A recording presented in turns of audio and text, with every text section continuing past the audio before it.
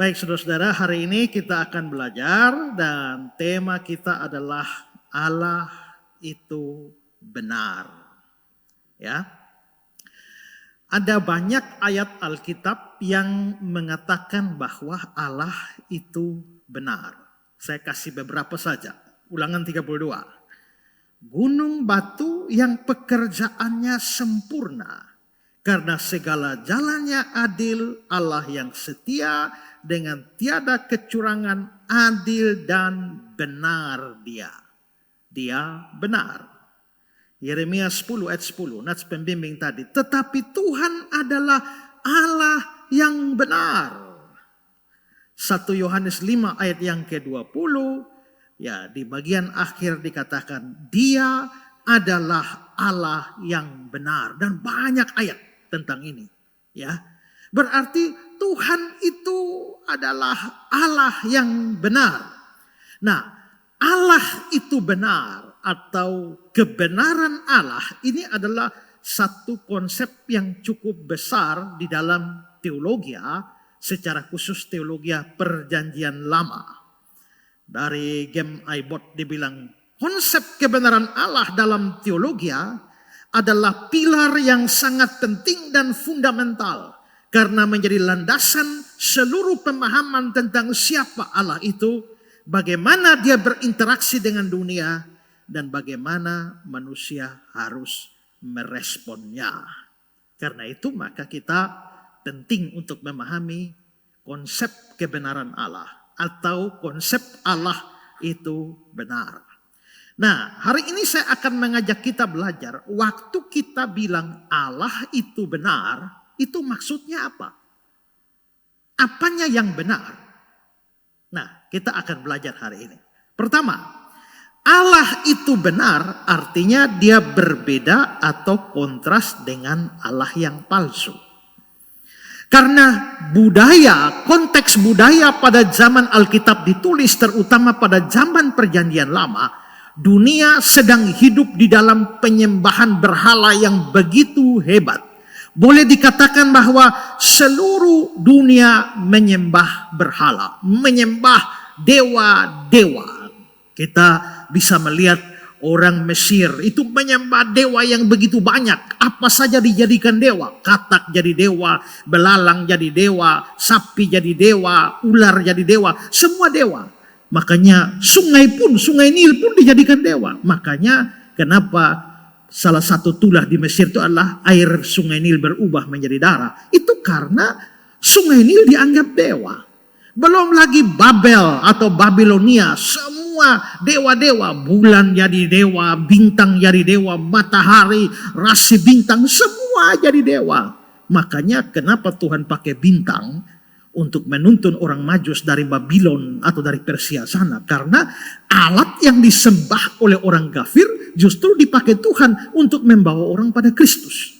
Jadi dunianya adalah dunia dewa-dewa, dunia penyembahan berhala. Dan mereka sering mengabdi kepada dewa-dewa, memberikan persembahan korban kepada dewa-dewa itu. Dalam Ulangan 32 ayat 17. Mereka mempersembahkan korban kepada roh-roh jahat yang bukan Allah. Bahkan Abraham yang menjadi bapak orang beriman pun itu berasal dari keluarga penyembah berhala di Ur-Kasdim atau di Mesopotamia sana. Yosua 24 ayat yang kedua. Berkatalah Yosua kepada seluruh bangsa, beginilah firman Tuhan Allah Israel. Dahulu kala di seberang sungai Efrat, di situ diam nenek moyangmu yakni Tera, ayah Abraham, ayah Nahor, dan mereka beribadah kepada Allah lain. Jadi konteksnya adalah begitu banyak seluruh dunia menyembah berhala, menyembah Allah palsu, Allah asing. Karena itulah begitu Tuhan memilih baginya sebuah bangsa, yaitu bangsa Israel, dan dia menyatakan diri kepada bangsa itu, maka dia menyatakan kepada mereka, aku ini Allah yang benar. Maksudnya apa? Maksudnya aku ini berbeda dengan Allah-Allah palsu itu. Aku berbeda dengan Allah-Allah asing itu. Perbedaan paling utama antara Allah yang benar dengan Allah yang palsu adalah sebenarnya Allah yang palsu itu tidak punya eksistensi. Atau dengan kata lain begini, sebenarnya yang namanya Allah palsu, dewa-dewa itu sebenarnya tidak ada. Dalam Mazmur 96 ayat 5, sebab segala Allah bangsa-bangsa adalah hampa. Kata hampa di sini itu menggunakan kata Ibrani hevel, yang bisa berarti sia-sia, bisa berarti tak berguna, tapi bisa berarti juga kosong. Kalau kosong itu tidak ada. Ya. Atau 1 Korintus 8 ayat 4. Kita tahu tidak ada berhala di dunia dan tidak ada Allah lain. Berhala itu tidak ada. Dewa-dewa itu tidak ada. Tapi kalau memang dewa-dewa berhala itu tidak ada, bagaimana dengan 1 Korintus 8 ayat 5? Sebab sungguh pun ada yang disebut Allah, baik yang di surga maupun di bumi, dan memang benar ada banyak Allah dan banyak Tuhan yang demikian.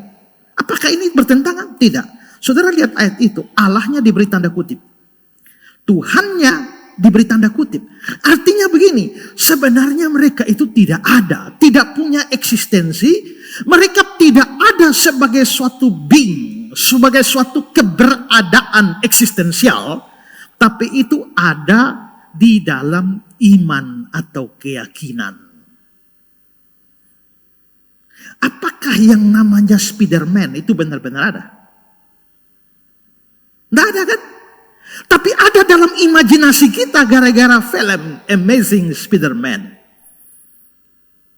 Begitu juga. Atau ambil contoh begini. Coba saudara berdiri di bawah matahari atau saya di bawah lampu ini, tiba-tiba ada bayangan. Pertanyaannya begini, bayangan saya tuh sebenarnya ada atau tidak?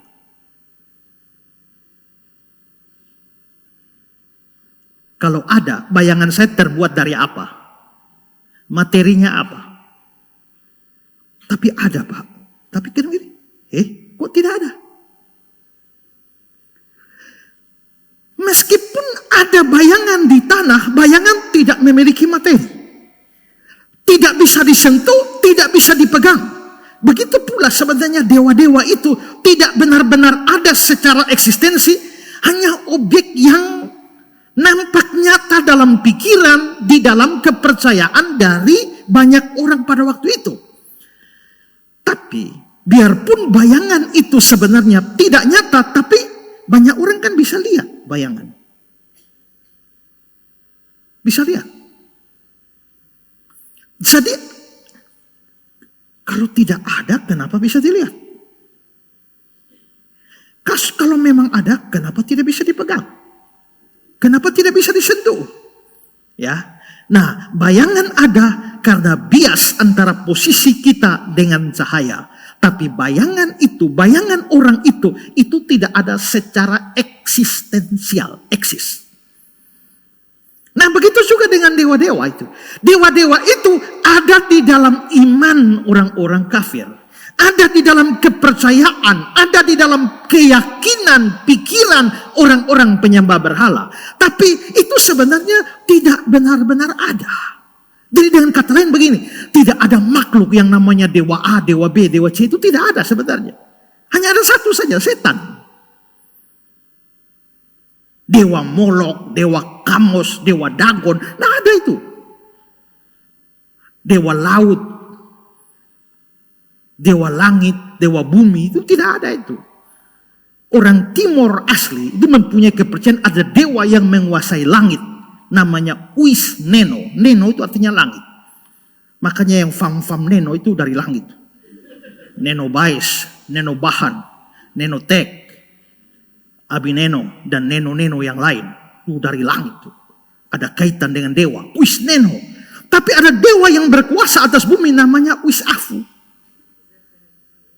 Ya, nanti baru penginjil datang baru bilang sebenarnya ada satu dewa yang berkuasa sekalian di langit dan bumi namanya Uis Neno, Uis Afu, namanya itu Yesus.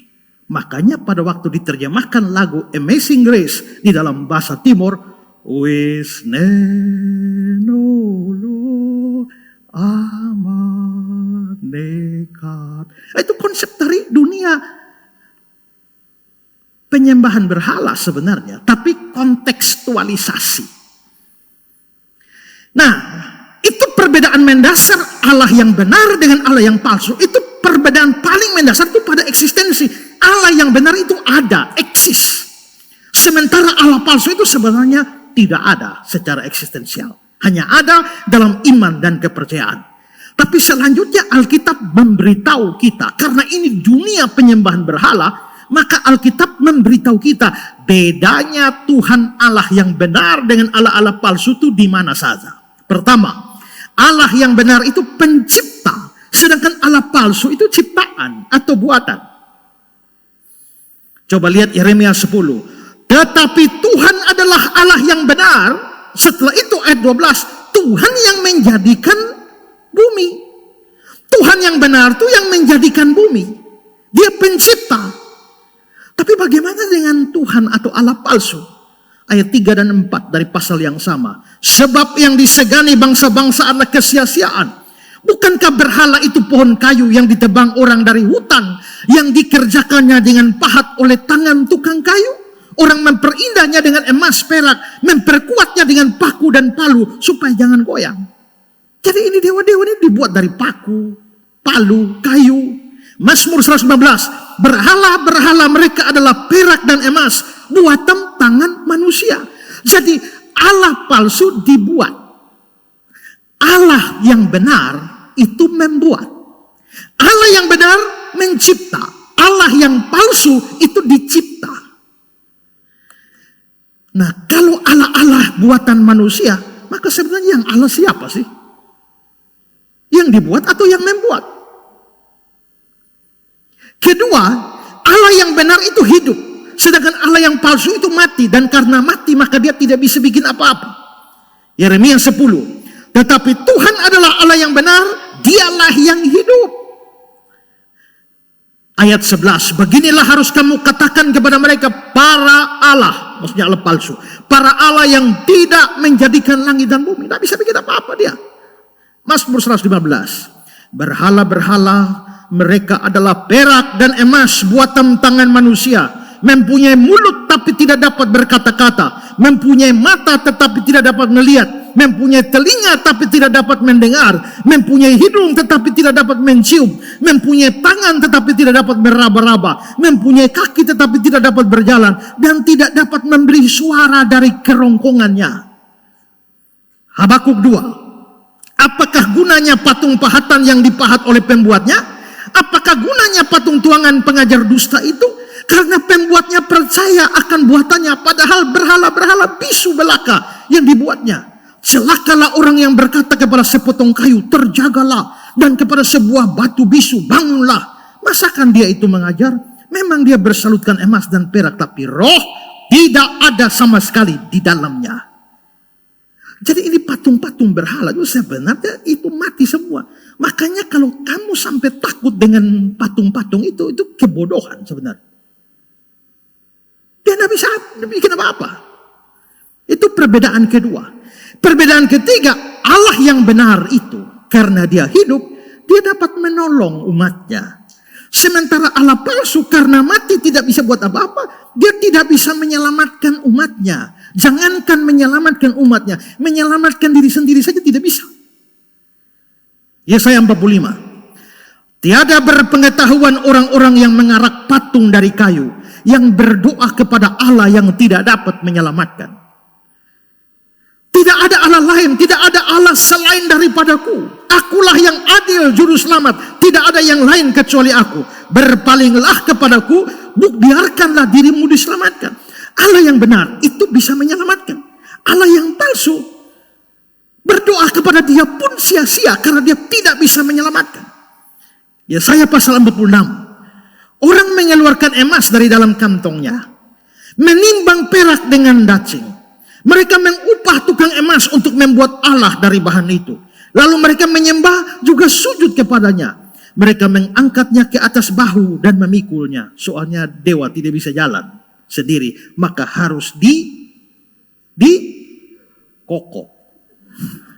Ya, mereka mengangkatnya ke atas bahu dan memikulnya, lalu menaruh di tempatnya. Di situ dia berdiri dan tidak dapat beralih dari tempatnya. Geser sedikit pun tidak bisa. Sekalipun orang berseru kepadanya, dia tidak menjawab dan dia tidak menyelamatkan mereka dari kesesakannya. Itu Allah palsu. Keempat, karena semua itu maka Allah yang benar layak dipuji dan disembah. Sementara Allah palsu tidak layak dipuji, tidak layak disembah. Yesaya 44. Dan sisa kayu itu, ini ceritanya ada orang pergi ke hutan, dia tebang pohon, dia ambil kayu, datang dia potong separuh jadi kayu bakar, dia bikin lemari, dia bikin kursi, terus ada sisa. Nah, dan sisa kayu itu dikerjakan menjadi Allah. Jadi bikin Allah. Menjadi patung sesembahannya, dia sujud kepadanya, dia menyembah, dia berdoa kepadanya, katanya, tolonglah aku sebab engkaulah Allahku. Orang seperti itu tidak mengetahui apa-apa. Dan dia tidak mengerti apa-apa. Sebab matanya melekat tertutup sehingga tidak dapat melihat. Hatinya tertutup juga sehingga tidak dapat memahami. Tidak ada yang mempertimbangkannya. Tidak ada cukup pengetahuan dan pengertian untuk mengatakan setengahnya sudah kubakar dalam api dan di atas baranya sudah kubakar roti, sudah kupanggang daging lalu kumakan. Masakan sisanya akan kubuat menjadi dewa kekejian? Masakan aku akan menyembah kepada kayu geri? Maka di sini Alkitab mau menunjukkan bahwa semua penyembahan berhala dengan patung-patungnya dan dewa-dewanya itu adalah kebodohan manusia yang paling hakiki. Ya. Nah, untuk membedakan semua itu dari Allah Israel, maka Allah Israel menampakkan diri atau menyatakan diri sebagai Allah yang benar. Maka konsep Allah itu benar, itu langsung berkaitan dengan berhala. Makanya di dalam perjanjian baru 1 Yohanes 5 ayat 20-21 dikatakan dia adalah Allah yang benar. Lalu langsung satu ayat itu, anak-anakku waspadalah terhadap segala berhala. Berarti Allah itu benar langsung kontras dengan berhala. Maka Allah itu benar dikontraskan dengan berhala, dan karena itu kalau kamu mengerti Allah yang benar, kamu jangan menyembah berhala. Jangan ikut berhala. Nah saudara, mungkin kita berpikir bahwa ya mungkin khotbah ini dikhotbahkan zaman dulu baru cocok ya. Tapi kalau zaman sekarang ini, siapa yang masih menyembah berhala? Siapa yang masih bikin patung-patung lalu menyembah? Mungkin ada 1-2. Tapi pada umumnya orang tidak lagi menyembah berhala. Tapi pada waktu Rasul Yohanes bilang anak-anakku waspada terhadap berhala, itu sebenarnya sudah terjadi perubahan besar. Kenapa? Di perjanjian lama, bangsa Israel itu menyembah berhalanya luar biasa. Sampai akhirnya Tuhan habisi mereka, separuh di Asyur, separuh di Babel. Waktu pulang dari Babel, mereka betul-betul tobat. Maka saudara baca cerita setelah pulang dari pembuangan, tidak ada lagi penyembahan berhala, batu kayu, patung-patung, tidak ada lagi. Nah, tapi itu berarti bukan berarti bahwa berhala sudah musnah, tidak. Berhala ini terus berevolusi. Pada zaman modern ini muncul berhala-berhala modern. Ya. Hampir semua penafsir mengatakan bahwa 1 Yohanes 5 ayat 21 memang bicara berhala kuno. Tetapi mereka juga berkata bahwa itu tidak hanya sebatas itu. Tapi Yohanes membicarakan segala macam yang didewakan di dalam hidup ini atau yang diutamakan dalam hidup ini. Itu menjadi berhala.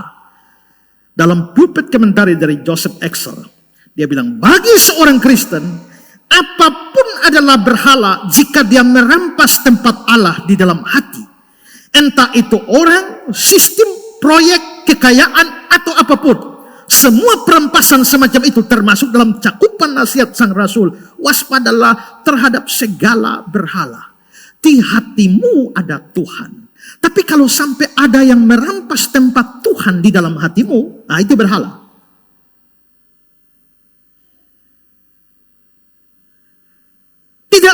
kita menyukai ini, menyukai itu, tetapi posisi paling utama di dalam hati kita harus Tuhan. Begitu ada yang menggeser Tuhan dari hati kita, maka dia menjadi berhala. John Wesley bilang, memberikan hati kita kepada yang lain adalah penyembahan berhala. Oleh karena itu, apapun yang mengambil hati kita darinya, atau mengambilnya dengannya, atau membaginya dengannya adalah berhala. Atau dengan kata lain, apapun yang kita cari demi kebahagiaan yang tidak bergantung pada Allah. Allah sumber kebahagiaan kita. Tapi pada waktu kita mencari kebahagiaan lain, sumber kebahagiaan yang lain yang bukan Allah, itu berhala. Nah, saudara, apa yang seringkali orang merasa bahwa itu bisa mendatangkan kebahagiaan baginya? Walaupun selalu dikatakan, tapi harus kita camkan bahwa uang dan kekayaan seringkali dianggap sebagai sumber kebahagiaan. Itulah sebabnya orang, saudara, kata yang dipakai untuk uang dan kekayaan itu adalah mamon di dalam Alkitab. Mamon itu sebenarnya artinya positif. Mamon itu artinya sesuatu yang dipercayakan. Oke, saya punya uang ya. Uang ini saya percayakan untuk bank simpan. Uang itu mamon saya. Jadi mamon itu sesuatu yang dipercayakan untuk disimpan di bank. Aman. Tapi lama-lama mamon itu berubah dari sesuatu yang dipercayakan, berubah menjadi sesuatu yang dipercaya. Kalau dia sudah dipercaya, maka dia menjadi dewa. Itulah sebabnya Alkitab menyebut mamon itu dengan huruf besar. Matius 6 ayat 24 itu ya. Kamu tidak dapat mengabdi kepada Allah dan kepada mamon, M besar. Itu maksudnya mamon itu apa? Dewa uang. Jadi uang menjadi dewa. Dan banyak orang berpikir bahwa hidupnya, kebahagiaannya, segala macam apa yang dia punyai itu menentukan kebahagiaannya. Sehingga uang menjadi berhala bagi banyak orang. Sama seperti patung-patung berhala dalam perjanjian lama. Begitu pula mamon atau uang sebenarnya tidak dapat memberikan kebahagiaan. Ya, kalau memang bahagia bisa datang dari itu, mengapa ada banyak orang yang berlimpah harta kekayaan? Malah bunuh diri. Ya, coba saudara kenal perempuan ini? Siapa dia? Namanya Casey Johnson. Casey Johnson ini dia adalah pemilik dari produk yang mendunia yang dikenal sebagai Johnson & Johnson. Kalau saudara lihat produk-produk ini, contoh produknya itu semua itu. Saudara pakai kan? Johnson & Johnson, pabrik Johnson & Johnson besar sekali. Lihat ini pabriknya itu besar sekali. Dan dia hidup bergelimang harta. Tapi akhir hidupnya sangat menyedihkan.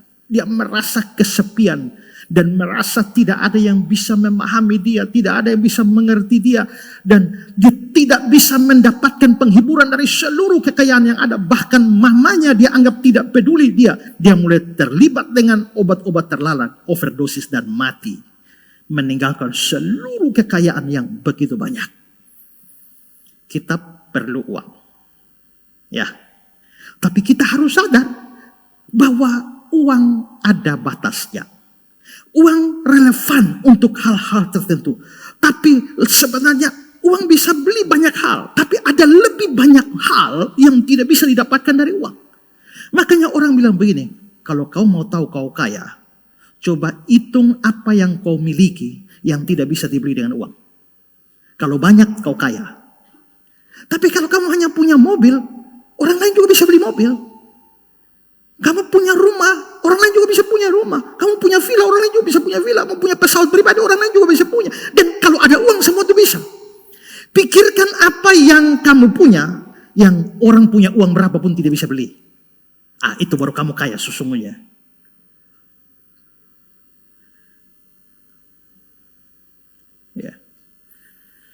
Saya baru duduk pikir, saya ini Tuhan kasih karunia, kasih kemampuan untuk mengajar. Makanya kalau saya mengajar berjam-jam pun orang tidak bosan.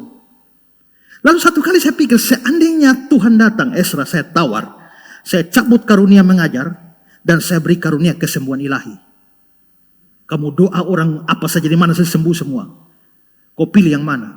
Saya bilang, Tuhan, saya pilih yang mengajar saja. Biarpun orang sakit saya doakan mati, ya urusan lain lah. Ya, nah, tapi saya tetap memilih. Karena saya merasa bahwa karunia untuk mengajar ini tidak bisa dibeli dengan uang. Saya sendiri juga heran. Dan berbicara dengan beberapa teman-teman. Bahkan materi yang saya buat, detail, saya kasih ke orang lain. Hafal semua, pelajari semua. Waktu sampaikan tetap beda. Jadi apa sih sebenarnya? Saya rasa itu kemampuan yang Tuhan berikan yang tidak bisa dibeli dengan uang. Kalau begitu, saya orang kaya. Ya. Saya mempunyai kemampuan yang sekali membaca, saya mengetahui dan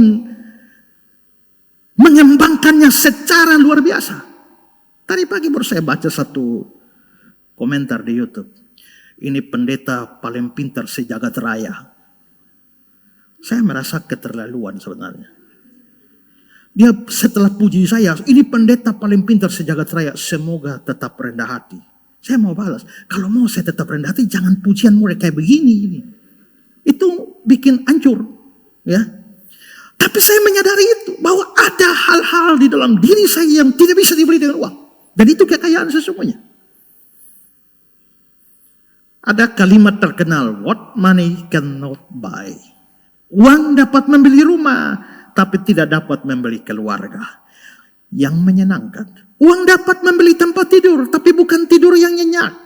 Uang dapat membeli jam dinding, tapi tidak dapat membeli waktu. Uang dapat membeli buku, tapi bukan pengetahuan. Uang dapat membeli makanan, tapi bukan rasa untuk menikmati. Uang dapat membeli pakaian dan perhiasan, tapi bukan kecantikan. Uang dapat membeli barang mewah, tapi bukan kebudayaan. Uang dapat membeli kedudukan, tapi bukan kehormatan.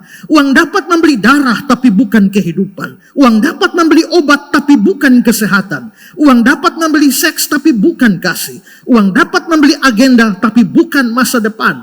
Uang dapat membeli hiburan, tapi bukan kebahagiaan. Uang dapat membeli Alkitab, tapi bukan iman. Uang dapat membeli asuransi, tapi bukan keselamatan. Uang dapat membeli sebuah paspor kemana saja, kecuali ke surga. Ini tidak berarti kita tidak boleh cari uang. Malah salah. Ini tidak berarti kita tidak boleh usaha jadi kaya. Menurut saya kalau memang punya potensi dan peluang untuk jadi kaya, berjuanglah supaya kaya. Tapi tergantung motivasi. Untuk apa kamu menjadi kaya? Bukan untuk mengejar kebahagiaan.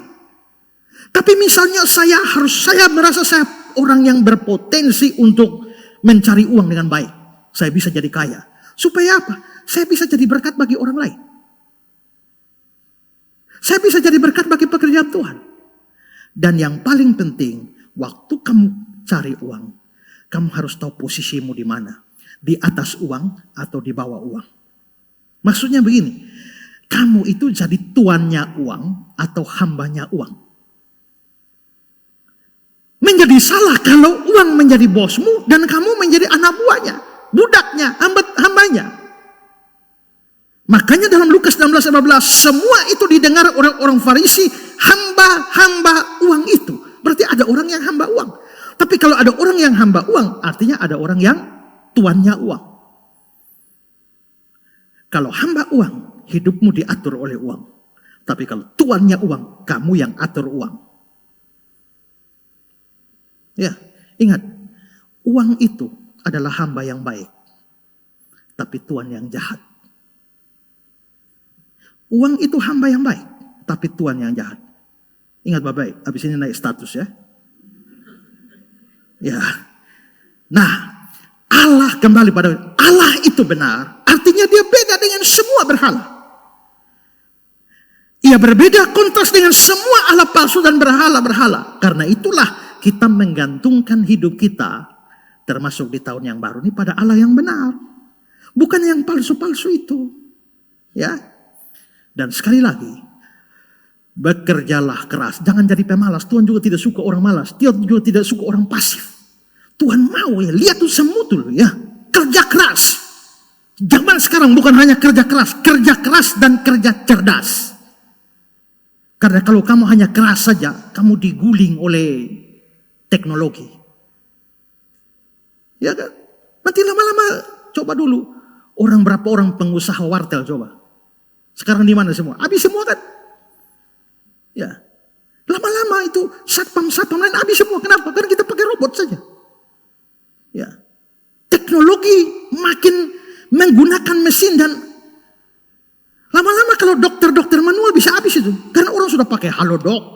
Ya, Halodoc tidak bisa kita tanya robot-robot kesehatan dan sebagainya. Ya. Nah, maka di sini kita bukan hanya keras. Kalau hanya kerja keras kau habis. Kerja keras, kerja cerdas. Kita memang tidak harus kaya. Tapi kalau bisa kaya, why not? Tergantung dua hal. Motivasi dan posisi. Motivasinya jadi berkat bagi orang lain. Posisinya di atas harta. Makanya pemazmur menasihati. Janganlah percaya kepada pemerasan. Jangan menaruh harap yang sia-sia kepada perampasan. Apabila harta makin bertambah, janganlah hatimu melekat kepadanya. Berarti harta boleh bertambah? Boleh. Asal hati jangan melekat kepadanya. Kalau hatimu melekat pada harta, begitu harta habis kau selesai juga. Kau almarhum. Tapi kalau hatimu tidak melekat pada harta, harta bisa hilang. Tapi kamu tetap eksis. Ada orang yang tokonya kebakaran, sebenarnya bisa selamat. Tapi begitu lihat semua barang-barangnya kebakaran, dia memilih kunci pintu dari dalam. Dan terbakar beserta dengan super mie, rokok, ya beras, gandum dan lain-lain. Ya, karena apa? Karena dia merasa bahwa kalau semua ini habis, dia tidak bisa hidup lagi. Tidak. Ada orang yang terlalu khawatir hidup. Saya bilang, teman saya bilang, khawatir amat. Lihat tuh lumut itu. Hanya di batu saja masih bisa hidup. Apalagi kau. Saya ingat sampai hari ini. Ya, jadi boleh punya harta bertambah. Dan menurut saya kita harus berjuang untuk bisa ya dalam hidup ini menjadi lebih baik secara ekonomi. Tapi ingat, jagalah supaya hatimu tidak melekat padanya. Allah yang benar harus menjadi sandaran kita di dalam tahun yang baru. Itu arti pertama. Sekarang arti kedua. Allah itu benar artinya hukum-hukum yang diberikannya itu benar. Hukum-hukum Tuhan itu berbentuk dua. Pertama perintah, kedua larangan. Jadi maksudnya kalau Tuhan perintah apa, itu benar. Kalau Tuhan larang apa, itu benar. Maka waktu dia berikan hukum itu, karena Allah benar, waktu dia berikan hukum kepada umatnya, hukum-hukum itu benar. Mazmur 19. Taurat Tuhan itu sempurna, menyegarkan jiwa. Peraturan Tuhan itu teguh, memberikan hikmat pada orang tak berpengalaman. Titah Tuhan itu tepat, menyukakan hati. Perintah Tuhan itu murni, membuat mata bercahaya. Takut akan Tuhan itu suci, tetap ada untuk selamanya. Hukum-hukum Tuhan itu benar. Mazmur 119 ayat 137. Engkau adil ya Tuhan dan hukum-hukummu benar. Ayat 160. Dasar firmanmu adalah kebenaran. Segala hukummu adil dan seterusnya. Jadi hukum Tuhan itu benar. Tapi apa artinya? Sekarang saya berikan kata-kata dari Albert Barnes. Artinya hukum-hukum itu sepenuhnya sesuai dengan kebenaran. Atau merupakan representasi yang benar dari realitas berbagai hal. Hukum-hukum itu tidak sewenang-wenang, tetapi sesuai dengan apa yang benar. Ini mengandaikan ada hal seperti kebenaran dalam diri sendiri. Dan hukum Allah sesuai dengan itu. Bukan karena Allah menentukan sesuatu berdasarkan kehendaknya. Dan karena itu benar. Allah itu sempurna tanpa batas. Dan apa yang dia lakukan akan selalu benar karena itu sesuai dengan sifatnya. Tapi tetap saja penilaiannya benar. Bukan karena dia menjadikan itu benar. yang ditentukan oleh kehendaknya, tapi karena kehendaknya selalu sesuai dengan apa yang benar. Sudah paham? Maksudnya begini, hukum-hukum Allah itu benar karena dia mencerminkan sifat Allah yang sempurna sesuai kebenaran sejati. Allah tidak memutuskan sesuatu itu benar hanya karena Allah menghendakinya. Sebaliknya, apa yang Allah kehendaki selalu sesuai dengan apa yang benar. Karena sifat Allah yang sempurna. Saya mungkin untuk memudahkannya saya kasih ilustrasi ya. Seorang raja mengeluarkan peraturan untuk seluruh rakyatnya. Pada tanggal 1 Januari seluruh rakyat harus pakai baju merah. Yang tidak pakai baju merah, eksekusi. Mengapa raja menyuruh semua orang pakai baju merah? Ya hanya karena raja mau. Tanggal 2 dia bilang semua harus pakai baju biru. Kenapa dari merah bisa berubah menjadi biru hanya dalam 1 hari? Ya karena raja mau. Berarti aturan itu datang karena kemauan dari raja. Dan itu bisa berubah sesuai kehendak hati raja. Mau biru-biru, mau merah-merah, mau putih-putih.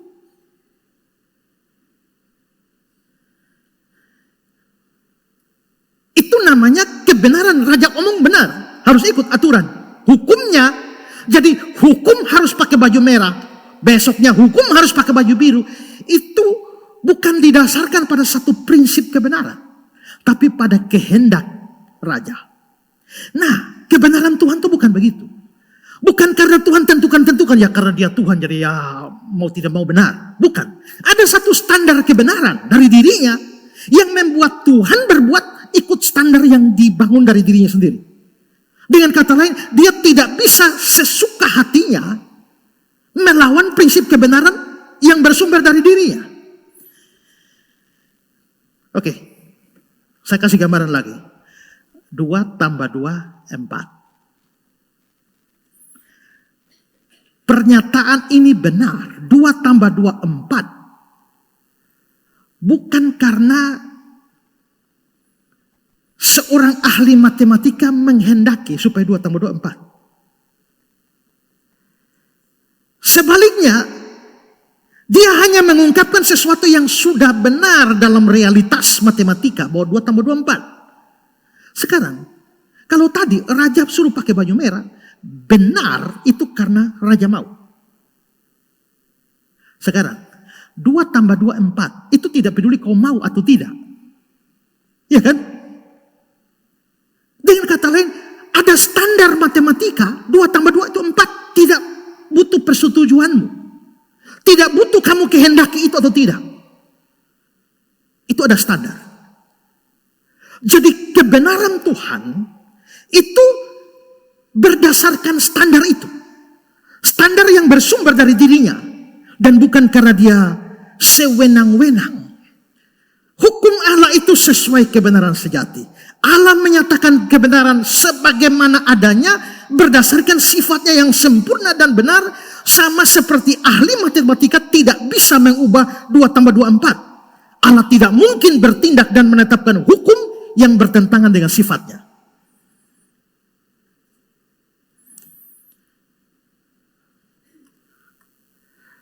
Kalau begitu, ada hukum, ada kebenaran tentang Allah yang benar, ini standarnya. Baru hukum-hukum untuk manusia diturunkan dari sifat Allah ini. Contoh, hukum kasih. Matius 22. Ya, kasihilah Tuhan Allahmu dengan segenap hatimu, kasihilah manusia seperti dirimu sendiri. Ini kan hukum. Hukumnya kamu harus mengasihi. Tapi hukum ini hukum kepada manusia. Kasihi Tuhan Allahmu, kasihi sesamamu. Tapi hukum ini sumbernya dari mana? Sumbernya dari kebenaran Allah. 1 Yohanes 4 ayat 8. Allah adalah kasih. Jadi karena Allah adalah kasih, maka hukum yang turun itu turun dari ini. Karena Allah adalah kasih, maka kamu harus mengasihi Tuhan Allahmu, kamu harus mengasihi sesamamu.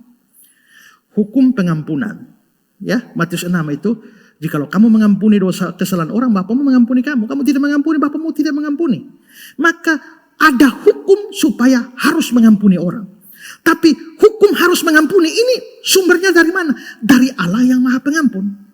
Mazmur 103, dia yang mengampuni kesalahanmu. Karena dia mengampuni kesalahanmu, ini menjadi sumber untuk hukumnya, yaitu kamu harus mengampuni. Hukum keadilan. Ulangan 16, janganlah memutarbalikkan keadilan, jangan memandang bulu, jangan menerima suap, dan seterusnya. Harus adil. Tapi ini hukum kan? Hukum harus adil, itu datang dari mana? Dari kebenaran Allah. Mazmur 89, keadilan dan hukum adalah tumpuan kakimu. Keluaran 20:13, jangan membunuh. Jangan membunuh nih kenapa? Dasarnya dari mana? Karena Allah yang memberikan nyawa dan hidup. Merampas nyawa orang, ini sama dengan merongrong Tuhan Allah.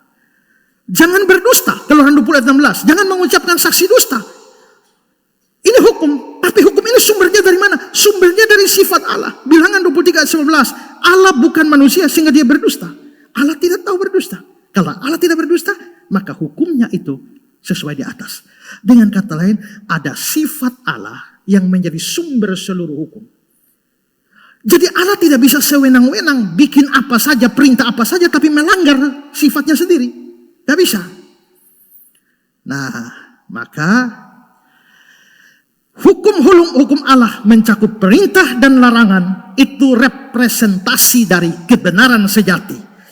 Maka kalau memang hukumnya itu didasarkan pada kebenaran sejati di atas dari Allah, turun hukum, maka kita yang di bawah menerima perintah dan larangan, kita harus menghargai hukum-hukum itu.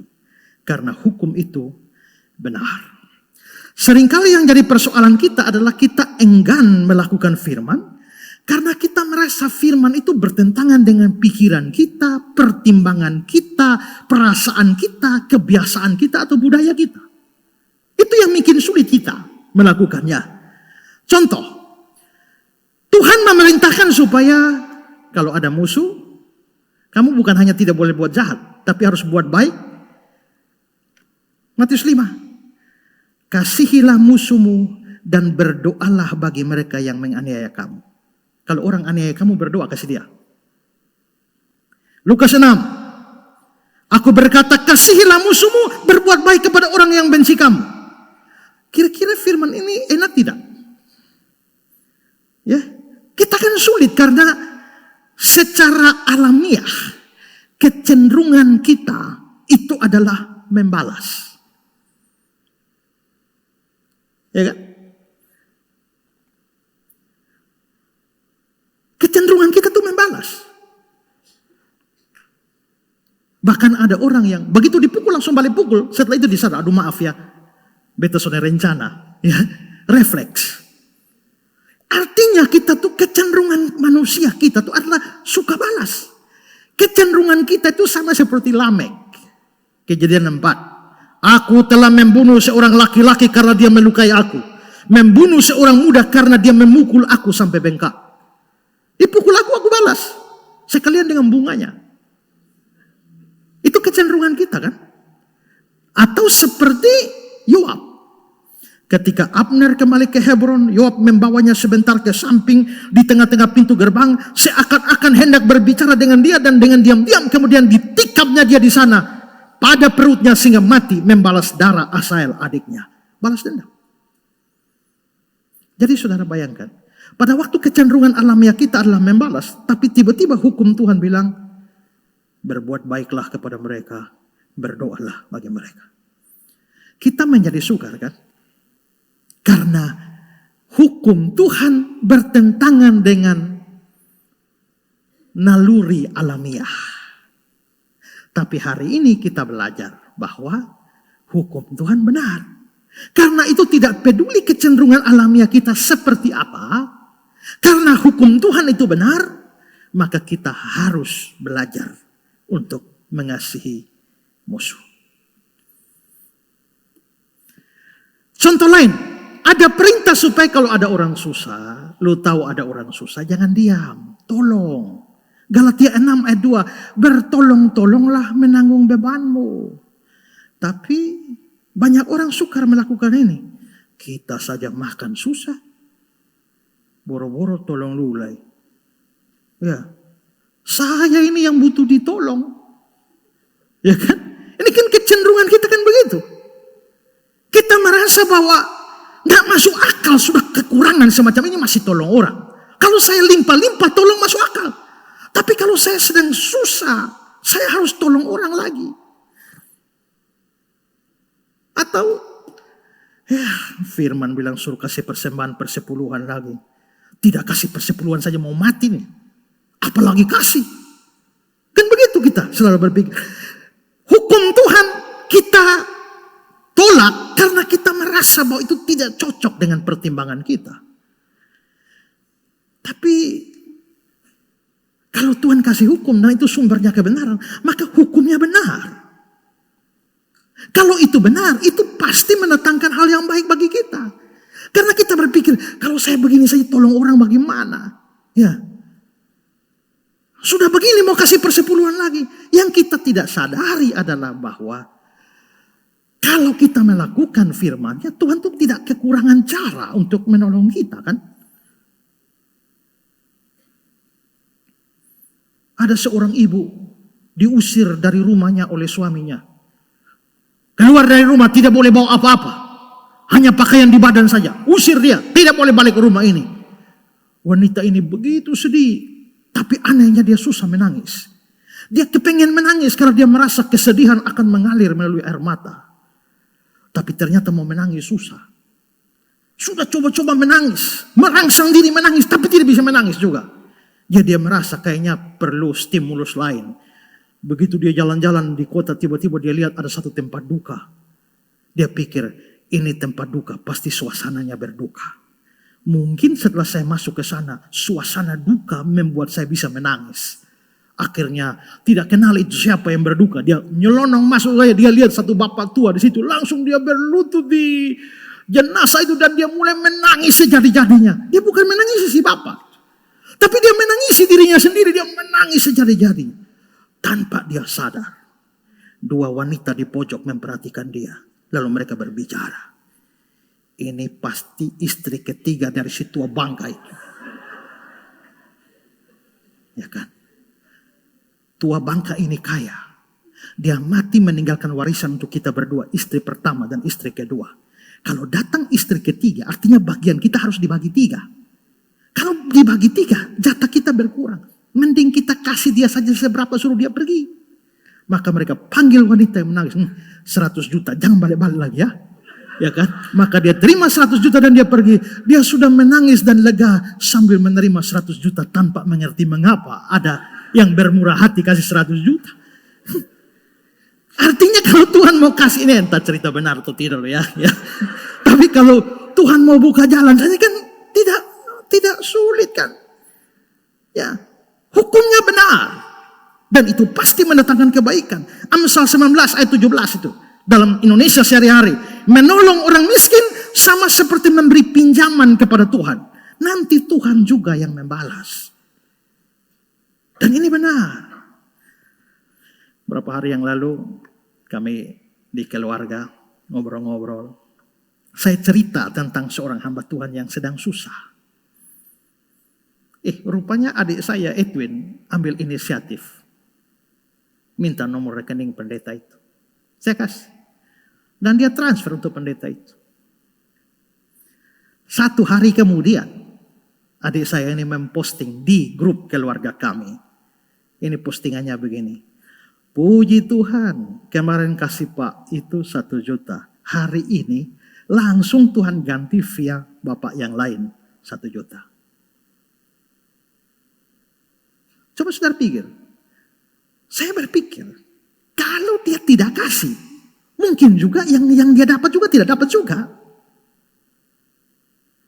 Tuhan pasti balaskan, memberkati kau selamanya. Karena itu Tuhan tidak pernah kekurangan cara. Jadi kalau begitu, hukum Tuhan sering bertentangan dengan logika nalar kita yang berdosa ini, atau perasaan kita, atau budaya kita, kebiasaan kita. Tapi hari ini kita belajar Allah itu benar, hukumnya benar. Kalau dia kasih hukum, itu pasti benar. Maka lakukan saja. Jangan khawatir. Karena itu pasti baik. Mazmur 106 ayat 3. Berbahagialah orang yang berpegang pada hukum yang melakukan keadilan di segala waktu. Allah itu benar, artinya apa? Artinya pertama, dia beda dengan Allah palsu. Kedua, Allah itu benar artinya hukum-hukumnya benar. Sekarang yang ketiga, apa artinya Allah benar? Allah itu benar artinya tindakan-tindakannya sesuai dengan hukum yang telah ditetapkannya sendiri. Jadi misalnya, Allah bilang jangan mencuri, tapi tahu-tahu Allah sendiri mencuri. Tidak bisa. Karena dia benar, hukumnya benar, tindakan-tindakannya juga benar. Sesuai hukum yang dia tetapkan sendiri. Ini agak mirip dengan yang tadi. Tapi yang tadi itu tentang hukum-hukumnya. Kalau yang ini, tindakan-tindakannya. Karena kebenaran tentang Allah adalah Allah itu kudus. Tidak mungkin Allah berbuat sesuatu yang tidak kudus. Karena kebenaran tentang Allah itu adalah Allah itu kasih. Tidak mungkin perbuatan dan tindakan Allah itu tidak kasih. Bahkan di dalam menghajar anaknya pun itu dari kasih. Karena kebenaran tentang Allah, Allah itu bijaksana, maka tidak mungkin ada perbuatan tindakan Allah yang bodoh dan sembrono. Karena kebenaran tentang Allah, Allah itu setia, maka tidak mungkin Allah itu ingkar janji. Karena kebenaran tentang Allah, Allah itu maha kuasa, tidak mungkin ada perbuatan tindakan Allah yang menunjukkan dia terbatas. Karena Allah itu maha adil, tidak mungkin ada perbuatannya atau tindakannya yang tidak adil. Dengan demikian dapat dikatakan seluruh tindakan Allah, seluruh perbuatan Allah itu benar. Erikson, dia berkelakuan sesuai dengan apa yang diharapkannya. Dan orang-orang lain. Allah mengungkapkan dalam tindakannya apa yang dia minta dari orang lain. Oleh karena itu dalam tindakan-tindakannya Allah digambarkan sebagai sedang berbuat benar. Misalnya Abraham berkata kepada Yehova, jauhlah kiranya daripadamu untuk berbuat demikian, membunuh orang benar bersama-sama dengan orang fasik, sehingga orang benar seolah-olah sama dengan orang fasik. Jauhlah kiranya yang demikian daripadamu, masakan hakim segenap bumi tidak menghukum dengan adil. Tuhan sendiri mengatakan, akulah Tuhan yang menunjukkan kasih setia, keadilan, dan kebenaran di bumi. Nah, kalau tindakan Tuhan itu benar, ini perlu kita pahami. Karena ada banyak kita dalam hidup kita, kita merasa Tuhan melakukan hal yang salah. Terutama dalam hidup kita. Ketika orang berdoa, sudah tikam lutut kayu batu patah, tapi Tuhan tidak kabulkan. Biasanya datang tuduhan yang salah kepada Tuhan. Ya kan? Sudah berbuat baik, bukannya untuk malang-malang. Maka muncullah tuduhan yang tidak baik kepada Tuhan. Sehingga seolah-olah kita mau berkata bahwa di dalam tindakan terhadap saya, Tuhan telah berbuat salah. Pada zaman hakim-hakim, di mana mereka berdosa, lalu Tuhan kirim bangsa-bangsa lain tindas mereka.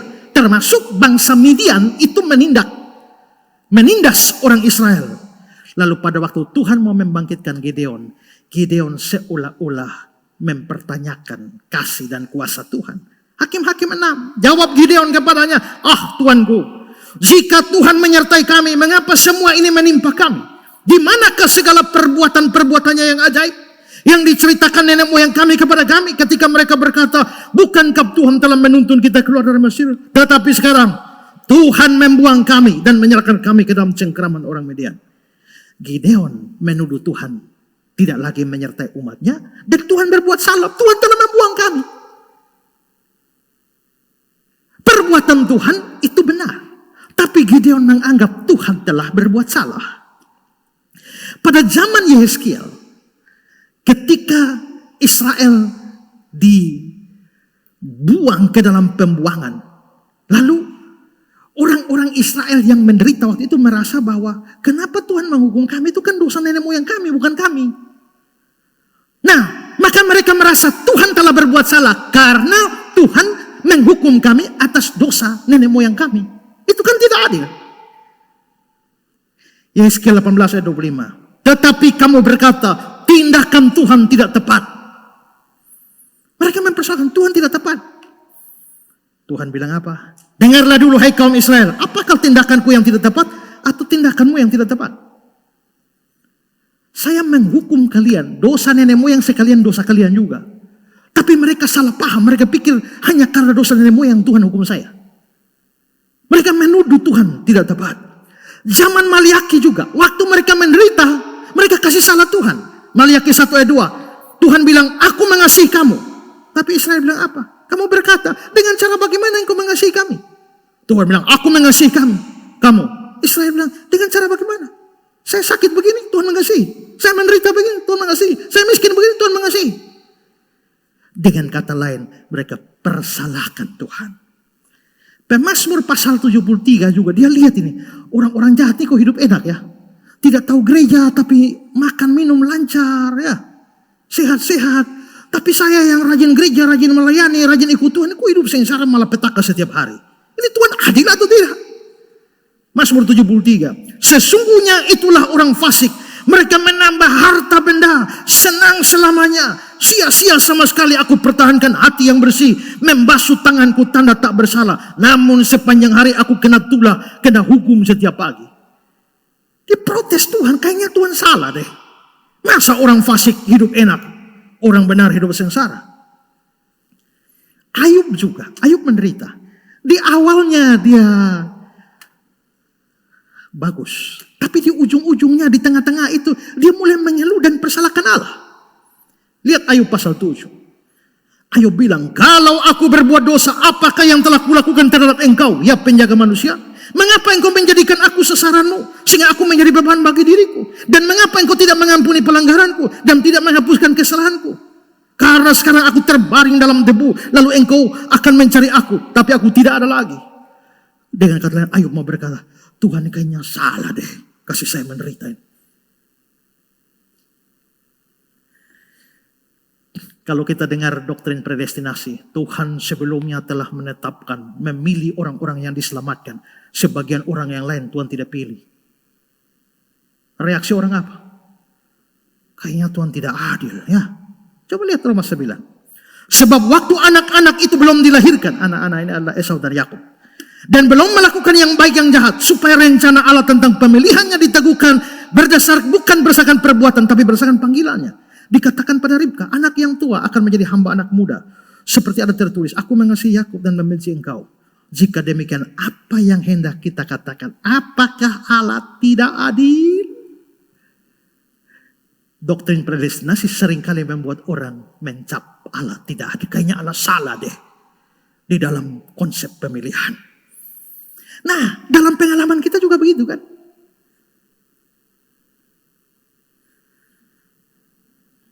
Dan seringkali kita marah pada Allah dan merasa Allah berbuat salah ketika apa yang kita harapkan tidak cocok dengan realita.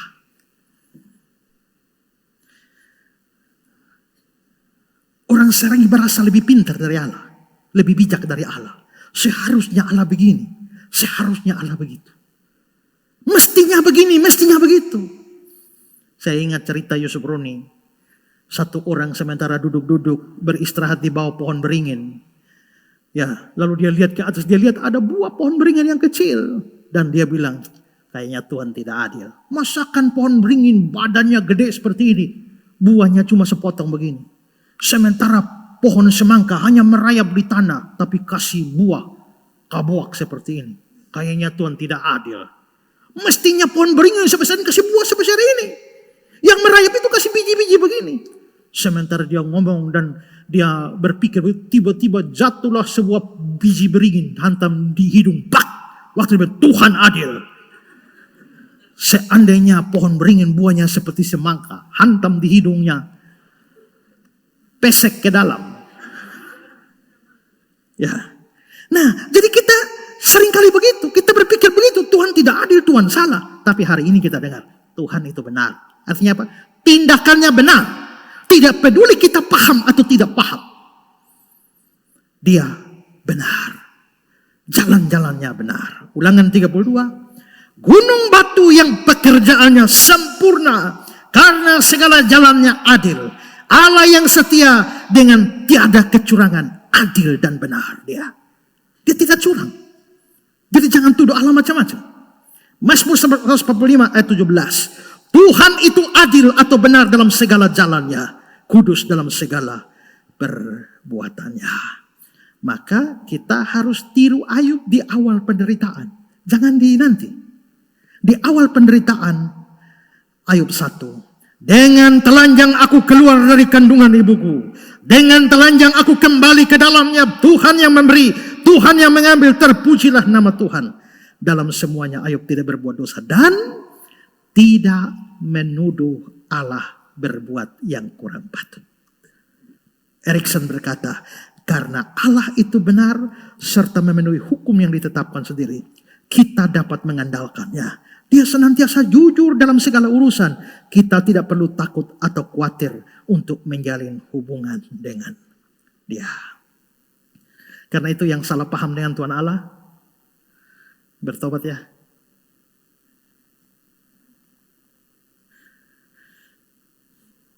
Waktu papa saya mati, saya bilang, Tuhan ya, coba kalau Tuhan mau ambil papa saya, tunggu saya wisuda dulu, bagus.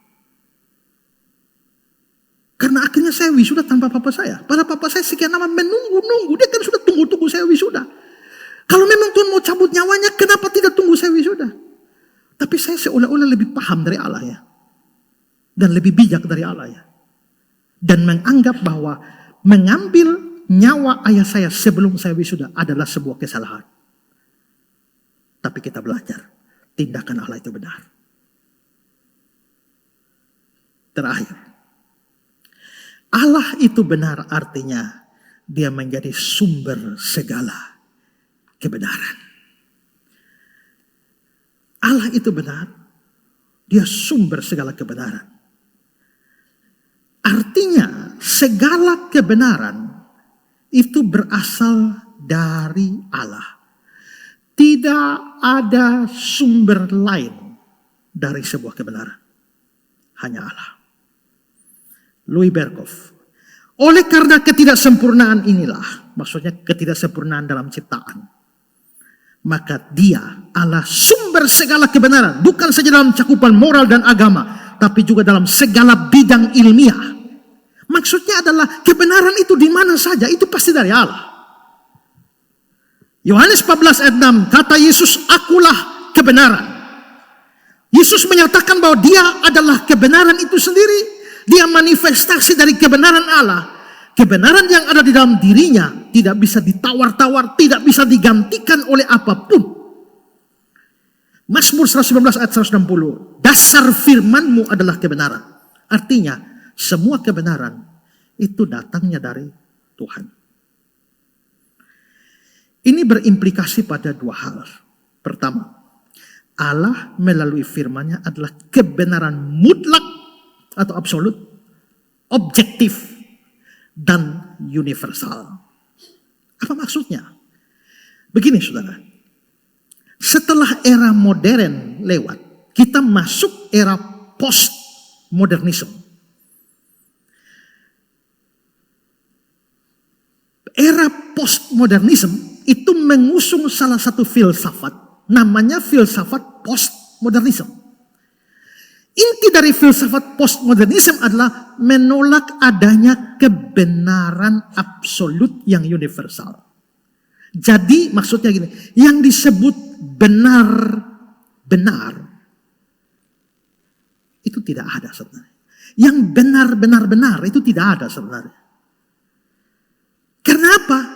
Filsafat postmodernisme berkata, kebenaran itu selalu bersifat parsial dan subjektif. Pertama, kebenaran bergantung konteks. Sekarang saudara saya tanya, kalau saya pakai baju kaos dan celana pendek, benar apa tidak? Eh? Benar atau tidak? Benar atau tidak tergantung di mana. Ya kan?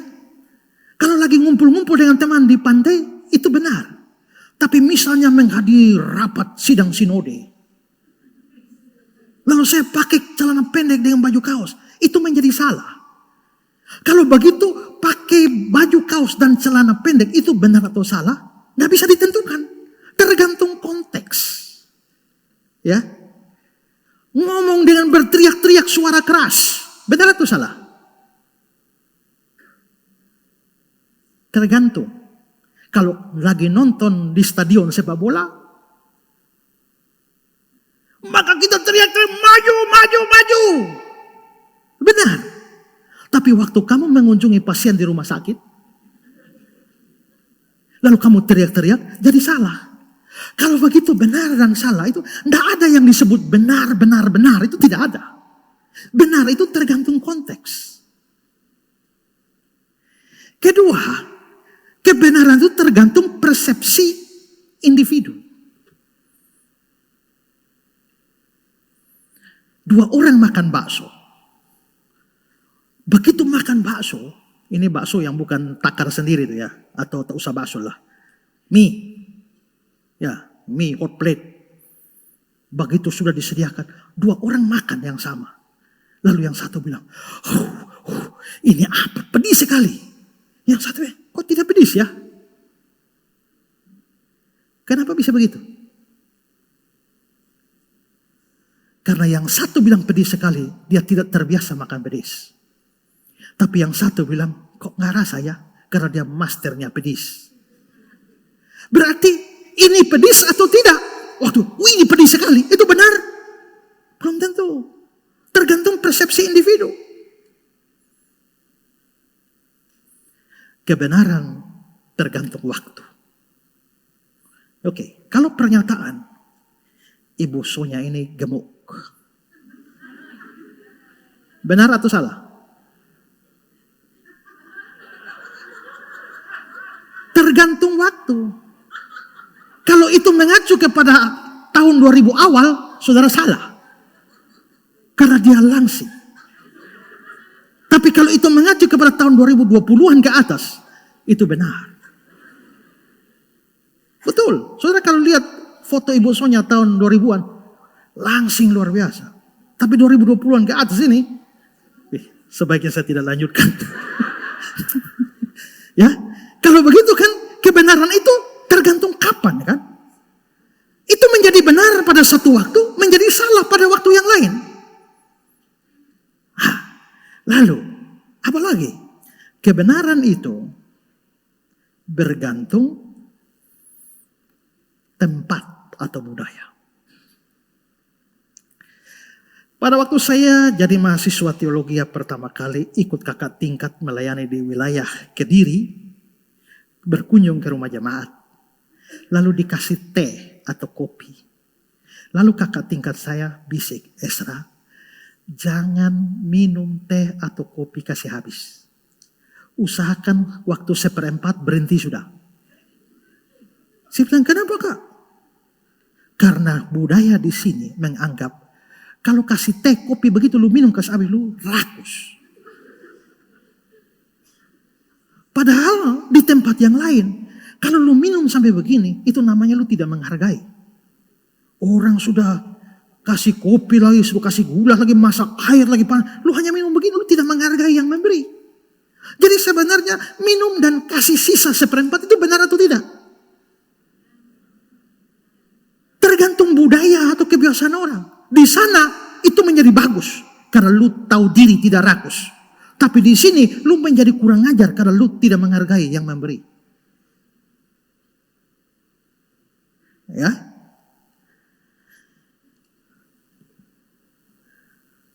Mencium orang hidung ketemu hidung itu bagus. Di budaya kita kan, kita harus cium hidung ketemu hidung. Tapi di budaya lain, mereka tidak biasa cium hidung. Mereka paling cipiki. Tapi hidung ketemu hidung itu pamali. Maka mencium orang pada hidung, Itu baik atau tidak? Tergantung budaya. Saya teringat Pendeta Budi Asali pernah datang di Kupang sini. Ya kan? Kita ada acara di rumahnya Bapak Sina. Ada acara nikah kah, apakah begitu ya. Lalu pergi salaman-salaman. Nah kan Bapak Menahem Sina waktu itu. Kan semua orang datang dia cium hidung. Nah waktu bersalaman dengan Pak Budi Asali, beliau mulai arah cium. Pak Budi kaget. Loh, ada yang mau cium. Langsung refleks dia tunduk. Ya. Karena sudah hidung begini dia tunduk langsung kena di sini. Lalu beliau datang sampai waduh, ada bapak-bapak cium aku di kening. Itu menjadi heboh. Kenapa? Karena bagi dia aneh kok ada orang mau cium hidung ketemu hidung. Karena mereka tidak biasa. Berarti mencium orang di hidung itu benar atau tidak? Tergantung budaya.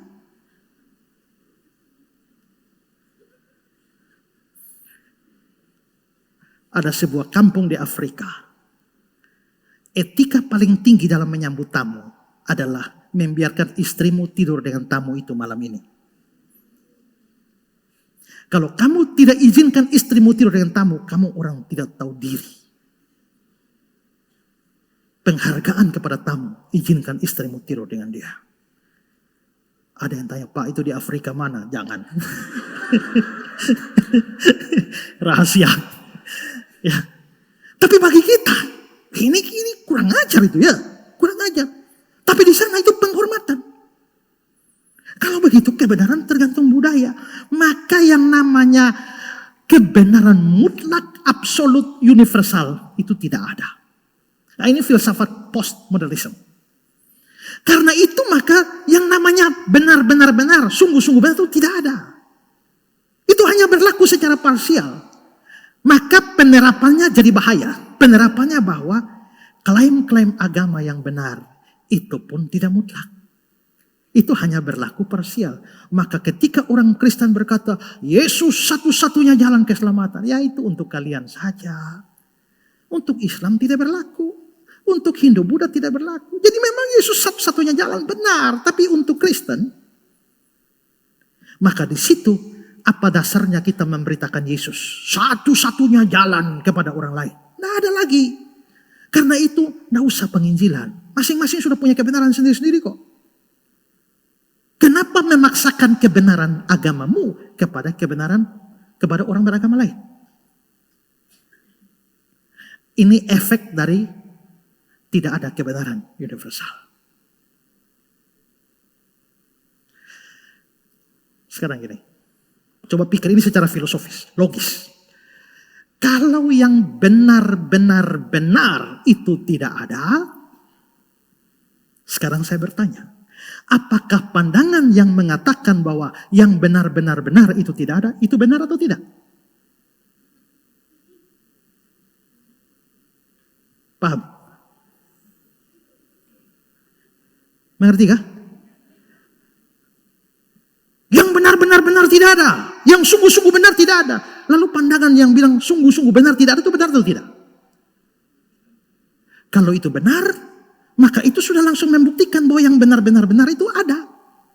Yaitu pandangan yang mengatakan bahwa yang benar itu ada. Tapi kalau itu memang betul tidak ada, maka itu juga harus berlaku bagi pandangan yang mengatakan bahwa yang benar itu tidak ada, itu juga tidak ada. Barang siapa mengerti biarlah dia mengerti. Saya sudah tidak punya cara lain menjelaskannya. Tapi secara filosofis, klaim bahwa tidak ada kebenaran mutlak itu menjadi gugur atas dasar klaim itu sendiri. Dan kedua, disinilah kita belajar. Kita tidak menyangkali ada kebenaran parsial, ada kebenaran relatif seperti contoh-contoh saya tadi. Tapi harus ingat bahwa di atas kebenaran parsial yang subjektif itu ada satu kebenaran yang objektif, mutlak, dan universal. Dan sumbernya dari Allah. Maka ketika firman Tuhan mengatakan semua orang berdosa. Tidak peduli lu ada di budaya mana, lu mau terima atau tidak, zaman apa, semua berdosa. Semua orang akan binasa masuk neraka. Tidak peduli lu hidup di zaman apa, di budaya apa. Kapan, semua akan binasa. Yesus satu-satunya jalan keselamatan. Ini mau agama apapun tetap berlaku.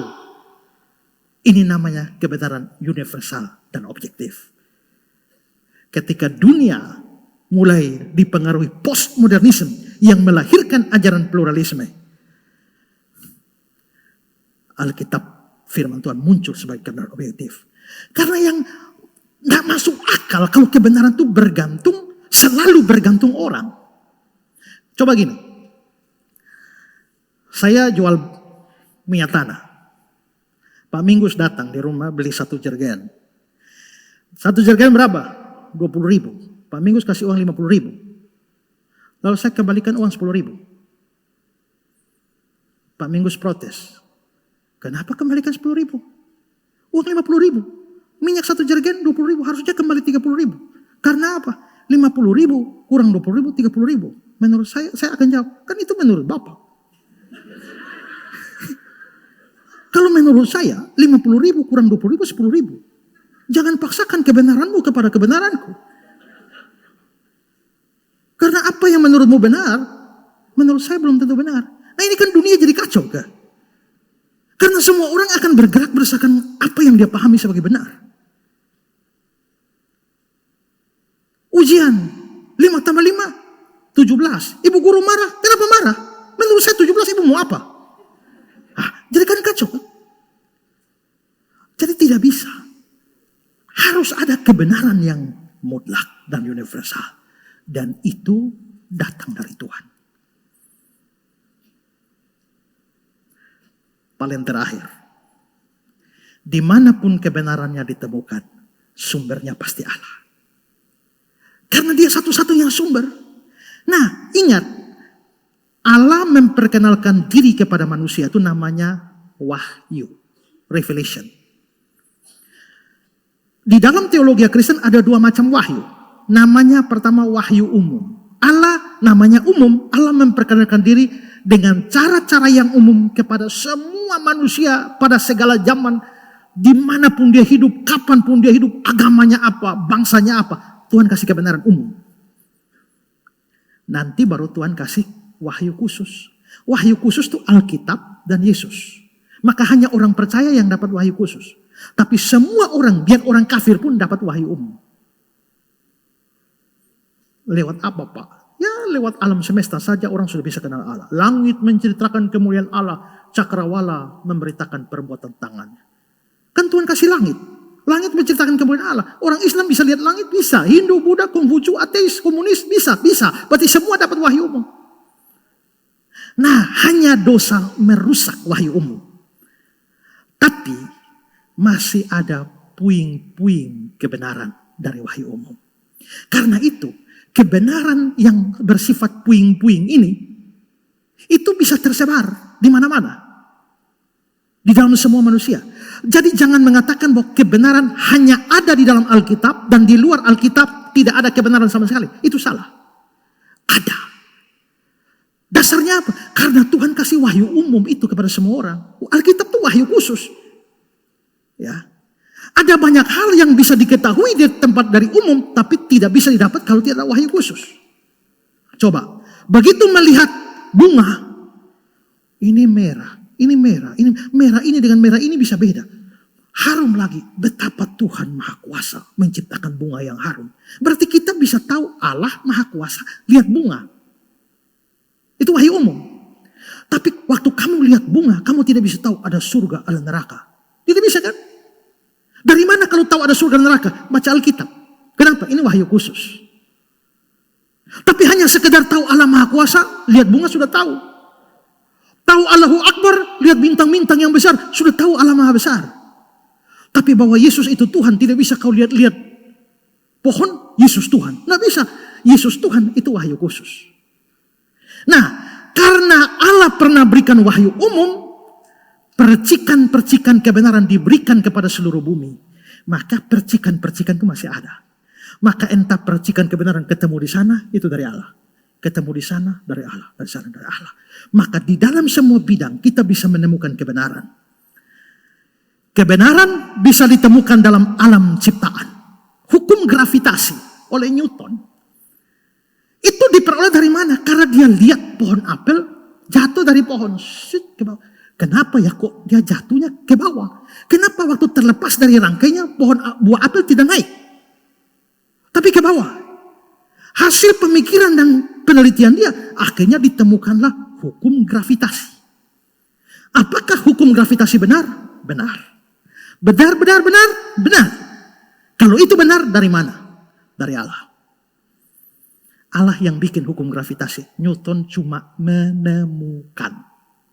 Maka kebenaran tentang gravitasi datang dari Tuhan. Kebenaran ilmu pengetahuan. Ilmu pengetahuan meneliti banyak hal. Misalnya dalam dunia medis. Penemuan medis yang boleh dianggap terbesar adalah penemuan antibiotik. Ya, penemuan antibiotik ini yang menyelamatkan jutaan nyawa manusia di dunia ini. Nah, tapi bagaimana itu ditemukan dan bagaimana prosesnya, itu semua ada prinsip-prinsip pengetahuan. Dan itu benar. Kalau benar, dari Allah. Maka kebenaran dari alam itu dari Allah. Kebenaran ilmu pengetahuan itu dari Allah. Bagaimana dengan dunia seni dan kreativitas? Kalau kebenaran ditemukan di sana, itu juga dari Allah. Saudara ingat ya, yang namanya lagu yang mengandung kebenaran itu tidak hanya lagu rohani. Bahkan ada lagu rohani yang bahkan tidak mengandung kebenaran.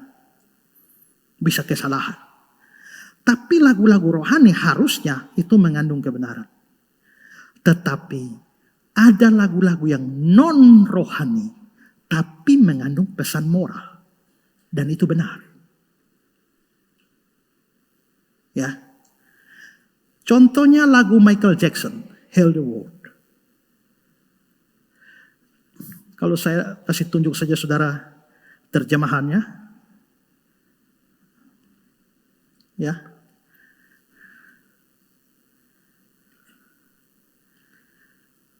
Lihat terjemahannya. Ada tempat di hatimu dan aku tahu itu adalah cinta. Dan tempat ini bisa menjadi lebih cerah dari esok hari. Dan jika kamu benar-benar mencoba, kamu akan menemukan bahwa tak perlu menangis. Di tempat ini, kamu akan merasakan tidak ada rasa sakit atau kesedihan. Ada cara untuk membuatnya lebih baik. Jika kamu cukup peduli pada kehidupan, buat sedikit ruang, buat tempat yang lebih baik. Sembuhkanlah dunia, heal the world. Jadikan dunia ini tempat yang lebih baik untukmu dan untukku dan seluruh umat manusia. Ada orang-orang yang sekarat. Jika kamu cukup peduli untuk hidup, buat tempat yang lebih baik untukmu dan untukku. Jika kamu ingin tahu kenapa, ada cinta yang tidak bisa berdusta. Cinta itu kuat, hanya peduli untuk memberi kegembiraan. Jika kita mencoba, kita akan melihat dalam kebahagiaan ini, kita tidak bisa merasakan rasa takut dan kekhawatiran. Kita berhenti ada dan mulai hidup. Ini lagu Michael Jackson, Heal the World, lagu yang sangat terkenal. Dan lagu ini sebenarnya mengajarkan cinta kasih, solidaritas, perdamaian. Pesan utamanya adalah supaya peduli terhadap sesama. Dan mari kita ciptakan dunia yang lebih baik. Kenapa terjadi perang di sini, perang di sana, hantam di sini, hantam di sana, siksa sini, siksa sana.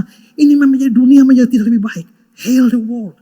Sembuhkanlah dunia ini. Mari hidup dalam damai. Supaya di tempat di mana kita berada tidak ada lagi air mata dan tangisan. Ini pesan yang bagus dari lagu Heal the World. Apakah pesan untuk mengasihi dan hentikan permusuhan pertempuran itu benar? Sesuai kebenaran Allah? Ya, kalau begitu Heal the World itu kebenaran sumbernya dari Allah. Biarpun Michael Jackson yang menulisnya. Lagu Josh Groban. Apa itu?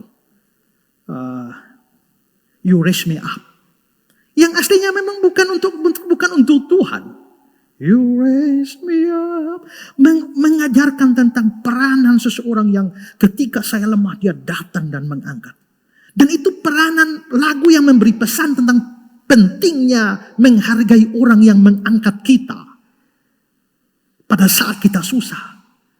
Apakah menghargai orang yang mengangkat kita, menemani kita waktu susah? Itu benar? Benar.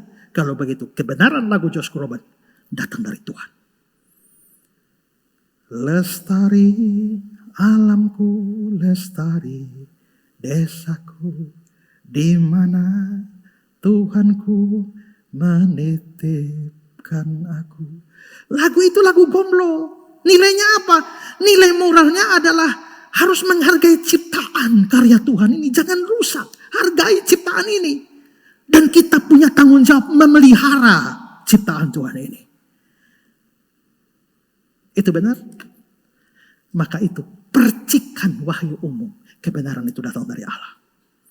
Keempat, kebenaran dalam etika dan moralitas. Ingat, apakah di dalam agama lain tidak ada ajaran yang baik? Ada. Dalam Hindu kita mengenal adanya ajaran moral yang bagus. Misalnya dari Mahabharata dibilang begini, berbuat baiklah kepada semua makhluk, jangan menyebabkan penderitaan pada orang lain. Itu baik, benar? Benar. Maka kebenaran dari Mahabharata sumbernya dari Tuhan. Dari Buddha, Dhammapada, cintailah sesama makhluk dengan penuh kasih sayang tanpa membedakan siapa mereka, karena semua makhluk berhak hidup bahagia. Benar? Benar. Dari Islam, Al-Tabah 960, harta yang kita miliki bukan milik kita, tapi milik orang-orang yang membutuhkan. Berikanlah zakat dan bantulah yang kesulitan. Benar? Benar juga. Konfusius dari Annales Confucius, jangan perlakukan orang lain dengan cara yang tidak ingin kamu perlakukan pada dirimu sendiri. Benar? Benar. Dari Taoisme, Tao Te Ching, hidup sesuai dengan aliran alam dan segala sesuatu akan datang pada waktunya. Maksudnya jangan merusak alam, ikut saja. Benar? Benar. Kalau begitu, semua kebenaran ditemukan bahkan di dalam agama lain, itu dari Allah. Tapi saya kasih catatan di sini. Kebenaran di sana itu hanya puing-puing dan tidak bisa menyelamatkan.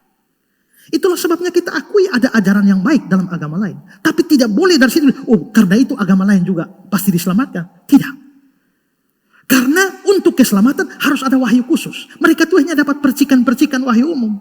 Tapi kita yang percaya dapat wahyu khusus di dalam Alkitab dan klimaksnya Yesus Kristus. Karena itu sekalipun ada ajaran yang baik di dalam agama yang lain, itu telah bercampur juga dengan berbagai macam kesalahan. Dan taat berbuat baik tak bisa diselamatkan. Karena itu kita perlu memberikan Yesus kepada mereka. Nah, kebenaran dimanapun ditemukan, kalau kita percaya Allah satu-satunya sumber kebenaran, maka itu dari Allah. Rasul Paulus pernah mengutip seorang kafir yang dia akui kata-katanya. Titus 1 ayat 12, seorang dari kalangan mereka, nabi mereka sendiri, nabi orang Kreta, pernah berkata, dasar orang Kreta pembohong, binatang buas, pelahap. Artinya Paulus mengutip juga, karena dia tahu itu benar. Maka segala kebenaran Allah. Karena itu, kalau kita percaya kebenaran Allah, hargailah kebenaran itu, terimalah kebenaran itu, tidak peduli kebenaran itu ditemukan di mana atau oleh siapa.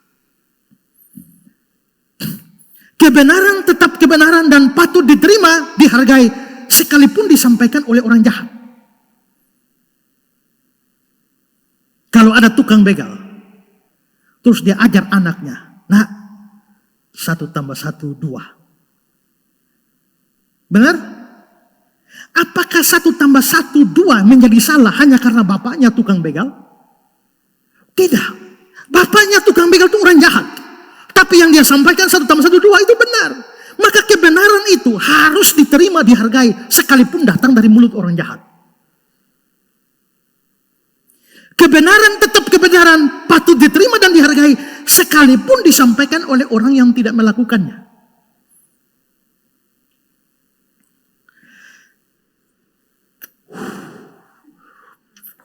Saudara-saudara, ingat ya, merokok dapat membunuhmu. Karena itu, jangan bunuh dirimu dengan merokok. Sekarang saya tanya, merokok dapat membunuhmu, itu benar atau tidak? Walaupun keluar dari mulut seorang perokok? Apakah karena dia merokok maka kalimat merokok dapat membunuh menjadi salah? Tidak. Itu tetap kebenaran biarpun yang mengucapkannya tidak melakukannya. Itulah sebabnya Tuhan Yesus nasihat sama murid-muridnya, Matius 23. ahli-ahli Taurat orang Farisi telah menduduki kursi Musa. Sebab itu turutilah dan lakukanlah segala sesuatu yang mereka ajarkan padamu. Tapi jangan kamu turuti perbuatan mereka. Karena mereka mengajar tapi tidak melakukan. Nah seringkali ini kita hanya mau, ya kita mau taat kalau lu lakukan. Lu tunggu begitu, pendeta mana bisa lakukan semua. Nanti sampai mati juga tidak bisa dengar siapapun. Karena semua pendeta kaliber pun punya kelemahan, punya kekurangan. Nah karena itu yang menjadi target kita, kalau itu kebenaran terimalah. Walaupun yang menyampaikannya tidak melakukan. Ini kita bawa pada tingkat kedewasaan. Kebenaran tetap kebenaran, patut diterima dan dihargai. Sekalipun disampaikan oleh orang yang levelnya kita anggap lebih rendah dari kita. Coba, berapa bapak-bapak yang siap menerima kebenaran kalau kebenaran itu datang dari mulut anaknya? Bodoh, masih kecil kok. Padahal kita sadar bahwa yang dia omong itu benar. Berapa orang yang menerima kebenaran kalau kebenaran datang dari mulut pembantunya? Biasa sukar kan? Kalau dari atasan kita bisa terima, tapi dari bawahan sulit. Kalau senior yang omong kita terima, tapi kalau junior sulit. Pikirkan, kebenaran kalau datang dari mulut anak kecil atau pembantu rumah tangga, itu kalau benar sumber dari Tuhan. Maka harus diterima dan dihargai. Kebenaran tetap kebenaran dan patut diterima dan dihargai sekalipun disampaikan oleh orang yang tidak kita suka. Saudara tahu sendiri pendeta Budi Asali kan orangnya kasar sekali. Ya, salah sedikit dia usir. Satu kali saya ngobrol dengan salah satu jemaatnya. Dia cerita Pak Budi itu orang yang terlalu kasar. Saya betul-betul tidak suka dia. Lalu saya tanya, tapi kenapa ibu tetap ada di gerejanya dia? Ya walaupun saya tidak suka dia, tapi saya keliling Surabaya ini tidak dapat pengkhotbah sebaik dia. Jadi walaupun saya tidak suka dia, saya tetap datang untuk mendengar firman yang dia sampaikan. Wih ini menarik ini. Dia tidak suka pengkhotbahnya. Tapi dia tetap menghargai kebenaran yang datang dari mulut pengkhotbah itu. Dan terakhir, kebenaran tetap kebenaran harus diterima dan dihargai. Walaupun datang dari pengkhotbah yang bukan favorit kita. Ada amin saudara-saudara? Nah ini penting ini. Karena biasanya kita hanya mau dengar pengkhotbah favorit kita. Kalau orang kita, suka luar biasa. Tapi kalau bukan pengkhotbah favorit kita, kita seolah-olah ini tidak penting lah. Ya. Lihat apa yang dia sampaikan itu benar atau tidak. Saya ngobrol dengan seorang pendeta di Jakarta. Dia bilang, Pak, sekarang ini orang lebih suka dengar orang terkenal daripada orang benar. Puji Tuhan kalau terkenal sekaligus benar. Tapi kalau yang ideal ini tidak ada, kita punya pilihan terkenal tapi kurang benar. Dan benar tapi tidak terkenal. Pilih mana? Dan banyak orang lebih memilih yang terkenal walaupun ngaco-ngaco. Karena orang mau dengar itu. Kalau kasih yang benar tidak terkenal, gereja sepi. Baru dia ngaco-ngaco yang khotbah tidak pernah ya baca Alkitab kasih tinggal, lalu dia hanya bahas dia punya dunia perdukunan masa lalu. Saya itu kan laris, yang penting terkenal. Kita mungkin tidak bisa mengatasi perasaan bahwa saya mempunyai pendeta idola ini, idola itu dan sebagainya.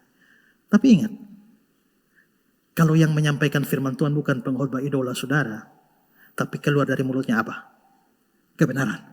Kalau kebenaran, terima dan hargai. Isinya lebih penting dari wadahnya. Kebenaran lebih penting daripada orang yang menyampaikannya. Kalau saudara lihat gambar yang saya bagikan tadi pagi, lihat ini. Seorang pasien menerima resep obat yang diberikan oleh dokter. Sebenarnya dia tidak terlalu menyukai dokter itu. Tapi karena dia membutuhkan resep obat itu dan dia tahu resep obat itu benar, ia tetap menerimanya. Bayangkan jika dia menolak resep obat itu hanya karena dia tidak menyukai dokter itu. Yang rugi adalah diri sendiri. Demikiannya juga dengan kebenaran. Meskipun kita mungkin tidak menyukai atau tidak sepenuhnya menghargai yang menyampaikannya, kebenaran itu sendiri tetap penting dan harus diterima untuk kebaikan kita. Mengapa? Karena segala kebenaran adalah kebenaran Allah. Allah itu benar. Tuhan memberkati kita.